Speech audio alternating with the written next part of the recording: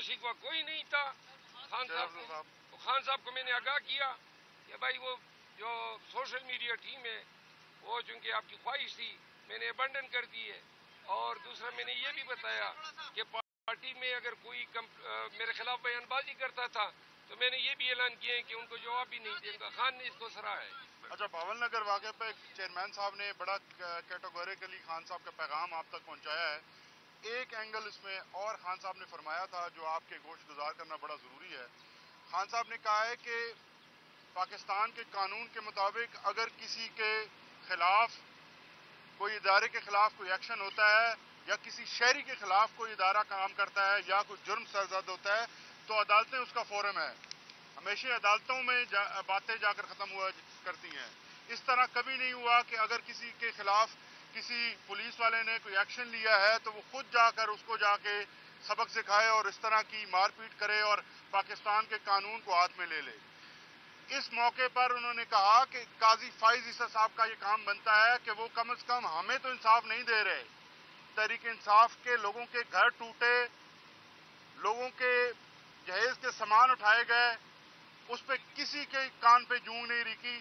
کم از کم ایک پولیس کے ادارے کو آپ کھڑے ہو کے انصاف دیں. اگر آپ انصاف دیں گے تو یہ معاشرہ اور یہ ملک قائم رہے گا، اور اگر اسی طرح سے بے انصافی رہی تو یہ ملک جو ہے وہ مزید گرتا جائے گا، اور ہمارا سب سے بڑا اس کا نقصان ہمارے معاشی نظام کے اوپر آئے گا جو پہلے سے گرتا جا رہا ہے.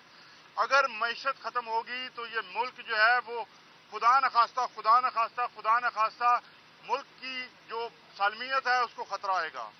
اگر کسی کا کوئی سوال ہے تو بہت شکریہ جی. آپ صاحب یہ بتائیے گا کہ آپ نے حال ہی میں ایک ٹی وی انٹرویو میں کہا تھا کہ اپریل کے مہینے میں خان صاحب جیل سے باہر ہوئے.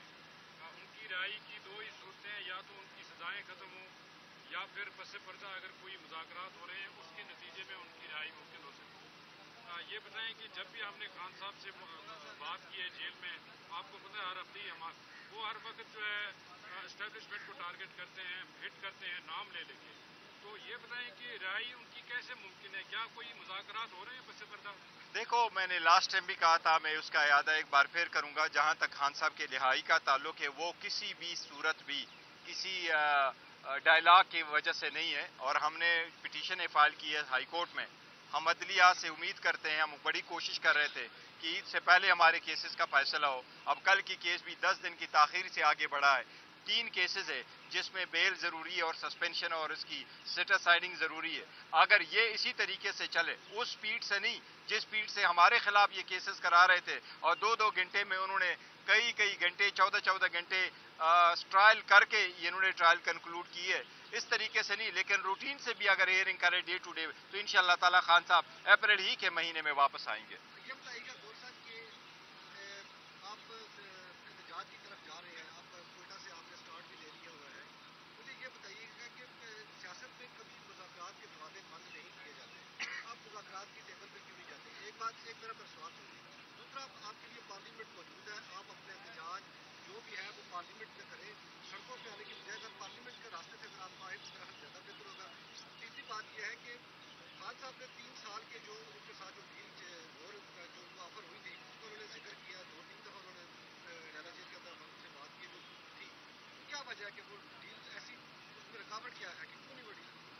دیکھیں، ڈیلوں پہ بلیو بالکل ہی نہیں کرتے. کسی ڈیل کے نتیجے میں نہ خان صاحب نے باہر آنا ہے، اور اگر ڈیل کرنی تھی تو پھر پہلے ہی کر لیتے. ایسے ڈیل نے خان صاحب نے یکسر مسترد کیا، کوئی ایسی بات نہیں ہے. خان صاحب یہی فرما رہے ہیں کہ میرا مرنا بھی اس ملک میں، میرا جینا بھی اس ملک میں، لیکن کڑے ہو کے جیوں گا اور آخری بال تک لڑوں گا، اور عوام کے حقوق اور آزادی کے لیے اور پارلیمنٹ کی سپریمیسی کے لیے میں لڑتا رہوں گا. جہاں تک ہمارے وہ آپ کا سوال ہے احتجاج کا، احتجاج ہم پرامن کر رہے، پارٹیوں کے ساتھ الائنس بنا